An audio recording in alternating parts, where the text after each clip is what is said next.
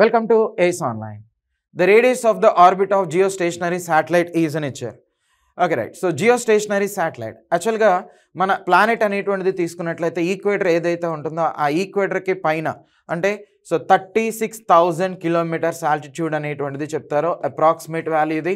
అదే ఎగ్జాక్ట్గా అంటే 35,786 కిలోమీటర్స్ అనమాట. అంటే ఇంత ఆల్టిట్యూడ్లో ఆ జియోస్టేషనరీ ఆర్బిట్ అనేటువంటిది ఉంటుంది. ఓకే, సో శాటిలైట్ని జియోస్టేషనరీ శాటిలైట్ని అక్కడే ఇంజెక్ట్ చేస్తూ ఉంటారు. ఎందుకని అంత ఆల్టిట్యూడ్లో ఇంజెక్ట్ చేయాలి?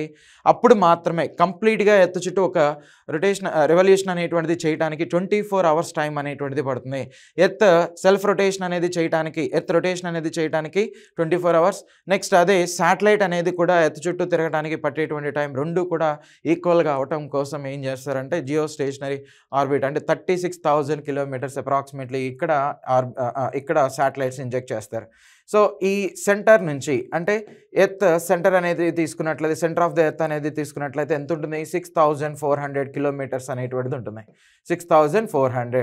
సో ఇది కూడా యాడ్ చేయండి. ఫైనల్గా తీసుకున్నట్లయితే 42,400 కిలోమీటర్స్. ఓకే, అంటే సెంటర్ ఆఫ్ ద ఎర్త్ నుంచి తీసుకున్నట్లయితే 42,400 కిలోమీటర్స్ అనమాట.